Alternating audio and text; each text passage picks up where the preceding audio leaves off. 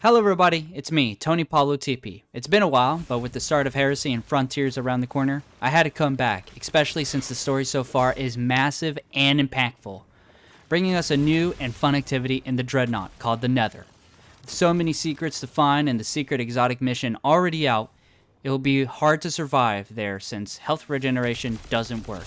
Yes, your recovery stat doesn't matter in this new activity. No healing grenades, no healing wells, not even orbs of power or overshield work well. But with the episode artifact allowing arc and void weapons to shine with a side of strand, we are able to make high resistant arc builds and void invisibility builds with the new hunter void aspect. In this video, we'll be diving into a arc hunter build that probably every hunter has probably tried already, but hopefully you'll like my version of it.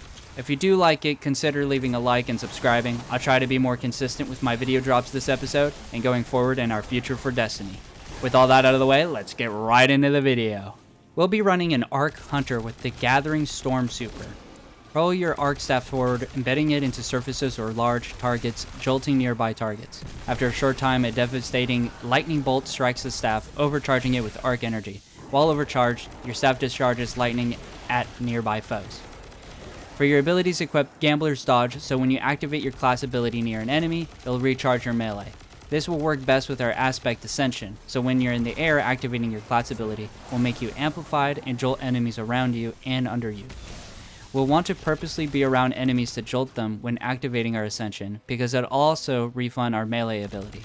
And since this isn't a punch dodge build, we'll be equipping Disorienting Blow. So when we do get our melee refunded, it'll be more useful than Combination Blow. With Disorienting Blow, we'll be able to apply Blind, which disorients enemies, stopping them from attacking for a few seconds, plus it'll stun unstoppable champions. It also gives us a moderate amount of Bolt Charge, a new Arc subclass verb, an effect where naturally sustained arc damage will charge a Bolt Charge stack. With 10 stacks, you'll make a full Bolt Charge, where your next arc ability will summon an arc bolt that damages and chains among nearby enemies. This already sounds fun, yet we haven't even equipped our grenade in other aspect. I'd recommend the pulse grenade and adding the arc fragment that adds jolt to your grenade. This is because we'll have a glaive for our exotic that will also be able to stun unstoppables for this episode's artifact mod. And for our second aspect, flow state. When you're amped, your class ability energy recharges at a faster rate, and defeating a jolted target makes you amped. So just with our arc abilities, we're focusing on being close to the enemy, using our Ascension aspect to propel ourselves upwards to jolt and get yourself amped, and because you want to use your Ascension near enemies to apply jolt, and also stun overload champions, it will recharge your Disorienting Blow to stun unstoppables. By using either Ascension or your grenade to jolt and defeat an enemy, you'll get amped, which, with flow state, will recharge your Ascension faster, creating a fast game loop where you're constantly being amped and jolting. With mods, we can make it so every time you use your class ability near an enemy, or when you use your melee, you gain more grenade energy to make sure that all abilities are able to recharge faster. We're basically going to ability spam. This all sounds great, but we haven't even gotten into our fragments. These are the ones that you want to equip. Spark of Discharge.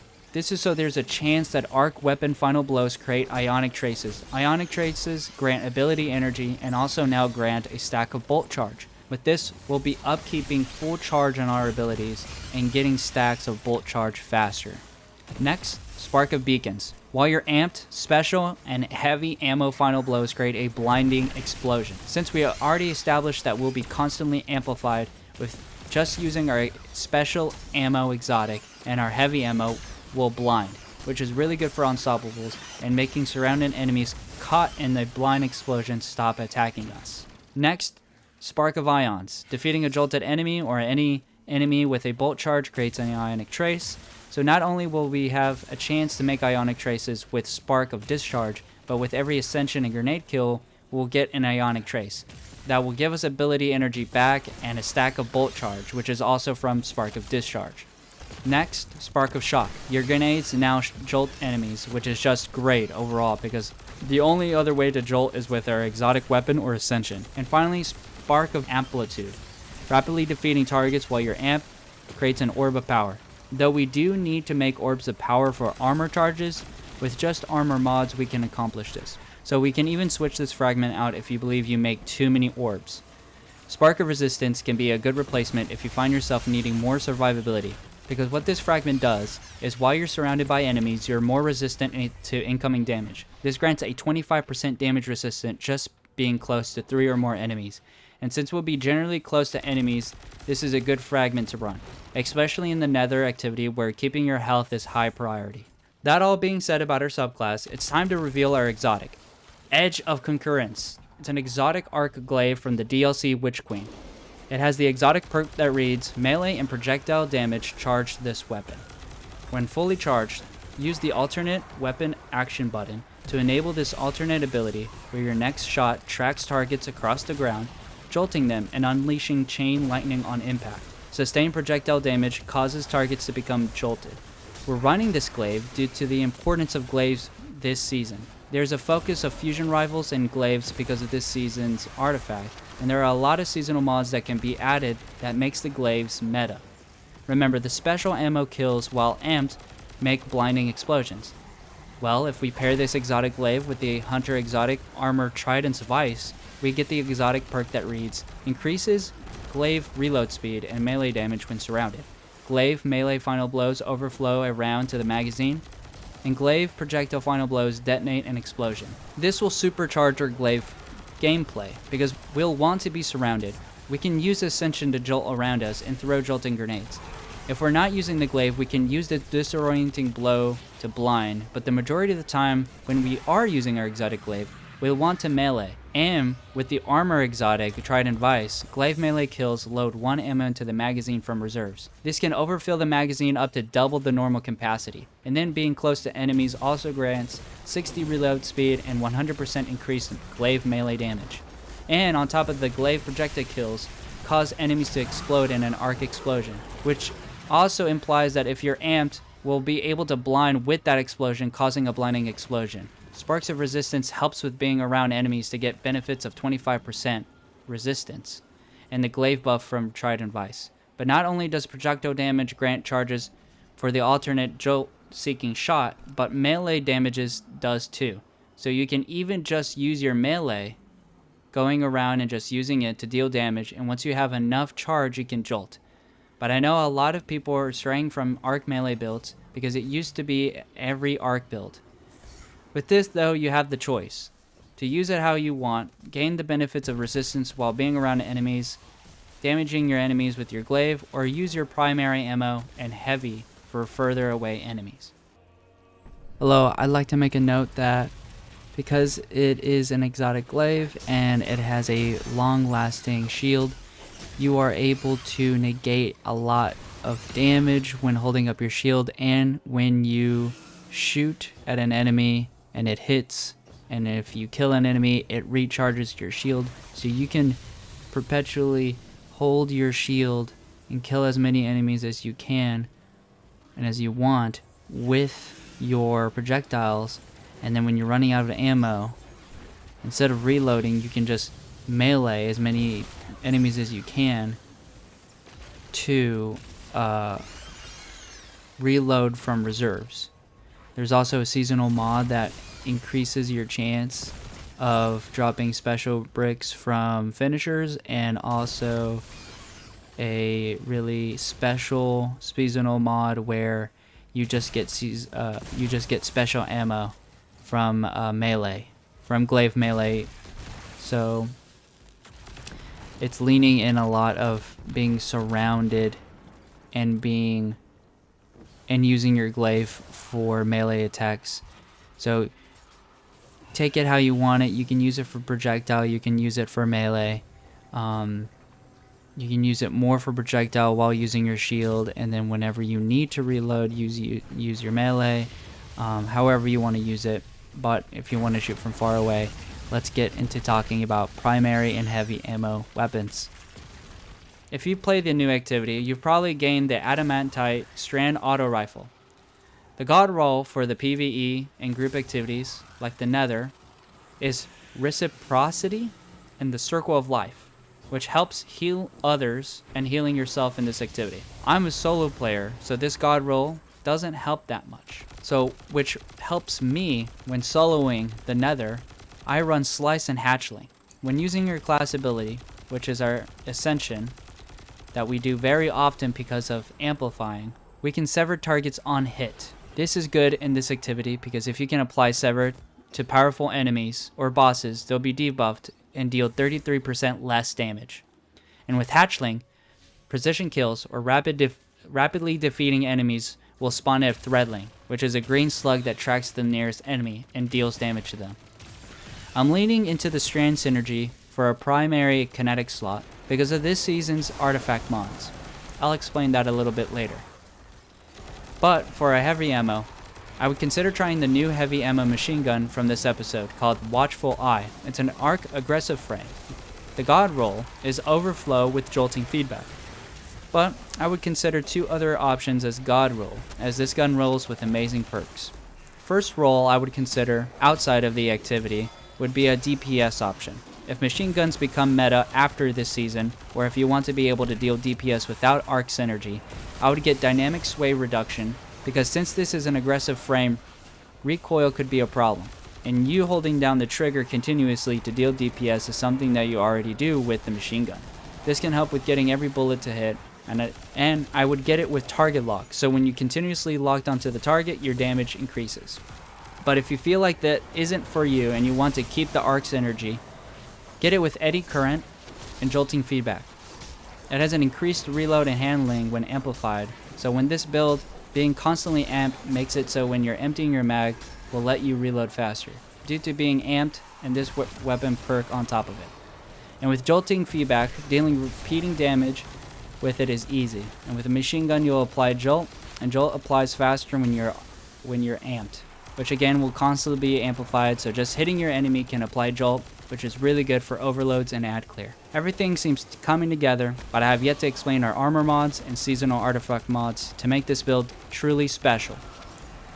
When going into the Nether, the recovery stat will not matter as health regen is off. Armor mods to make orbs of power grant health are very weak and have been debuffed as well. So I'd recommend with this build focus on the resilience and discipline stat for high damage resistance and fast grenade cooldowns. Because of flow state and getting amplified, making our class ability regen faster, there is no need for our mobility stat to be high. And because we can dodge or ascend next to our enemy to get our melee ability back, we don't need strength. Make sure with your armor mods you get double 100s with resilience and discipline, and close to 70 points in intellect. Nothing higher because we'll be equipping a Font of Wisdom on our helmet. Font of Wisdom will add 30 stat points in intellect when you have an armor charge, and anything above 100 doesn't add more benefits to the super cooldown rate. But anyways, let's get into the armor mods. Like I said, for the helmet, I would equip a special ammo finder for more special ammo bricks for our glaive, and a harmonic siphon, so when we are rapidly defeating targets with an arc weapon, we get orbs of power, and a Font of Wisdom, so with an armor charge, we'll have an increase of 30 points in intellect, reducing our super cooldown time. For the mods on our arms, equipped bolstering detonation to grant us more dodge energy when we damage an enemy with our grenade, and firepower, so when you defeat an enemy with a grenade, it generates orbs of power. There we have two ways of getting orbs of power, from rapid defeating arc weapons and grenade kills. For our chest, melee damage resistance, so we get a higher resistance when surrounded by enemies, and add charged up. This will increase the max armor charges you can carry from 3 to 4. For our legs, elemental discharge. This mod works with our build a lot because collecting an ionic trace or destroying a tangle from a strand debuffed enemy that we will make with our primary has an escalating chance of receiving an armor charge. That, and I would add an arc weapon surge, so when we also have an armor charge we can deal more damage with our arc weapons. Again, if you believe you're making too many orbs of power and you have a very high armor charge and you're constantly on full stacks, I'd recommend removing the elemental discharge mod and adding another arc weapon surge mod. And lastly, our hood equip powerful attraction. This will automatically collect nearby orbs of power when you use your class ability. Then equipped Reaper, so right after your class ability, which is either your dodge or your ascension, your next weapon kill grants an orb of power. And lastly, equip Bomber, so when you use your class ability, it can reduce your grenade and ability cooldown. Now let's get into the seasonal artifact mods that will make this build meta for this season. There's a high importance in fusion rifles, linear fusion rifles, glaives, and heavy machine guns. I'll name the important mods you'll need to equip for each column to make this build meta.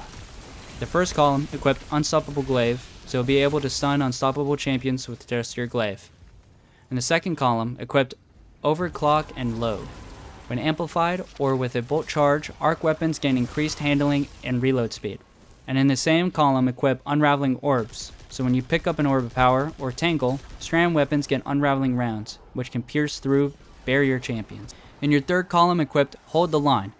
While surrounded, glaives and machine guns gain increased reload speed and stability.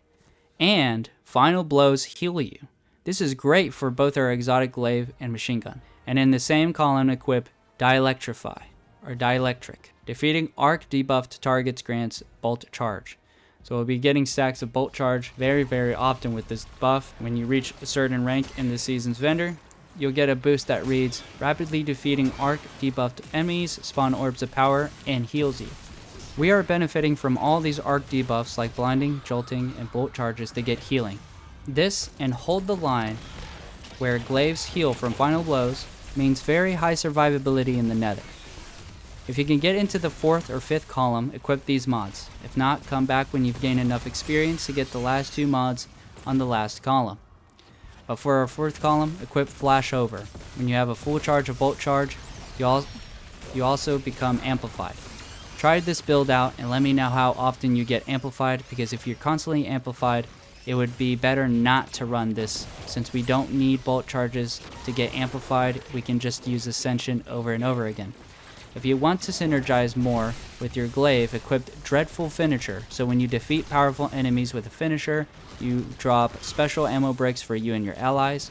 Or, if you want to synergize more with Strand, equip Horde Shuttle. Damaging, unraveling enemies with a weapon occasionally spawns Threadlings. Choose one out of those three options, but with your second pick in column 4, equip No Bell. Rapid Glaive melee final blows grant special ammo. Into Glaive's additional ammo. Blocking damage with your glaive also increases the damage to your glaive's melee. You could be close or out of ammo on your glaive, and then rapidly defeating targets meleeing would give you back a lot of ammo for your glaive. And in the last, fifth column of the artifact mod, equip Defibrillating Blast. Stunning a champion gives you full stacks of bolt charge. This triggers an arc bolt healing you and jolting enemies nearby. This literally upgrades your bolt charge to be one of the most broken abilities that you can have. To heal you and jolt targets, it is situational, but even when facing champions, this helps a lot. And then lastly, in the last column, I would probably recommend Heavy Ordnance Regeneration. So dealing sustained damage with our machine gun will grant us more damage resistance and increases the grenade and melee regeneration.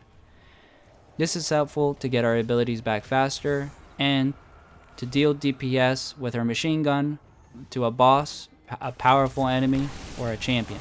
Well, that's everything about this build. The dim link is in the bio, and if you like this build, make sure you leave a like and subscribe for more build videos. Thank you guys so much for watching until the end, and I'll see you guys in the next video.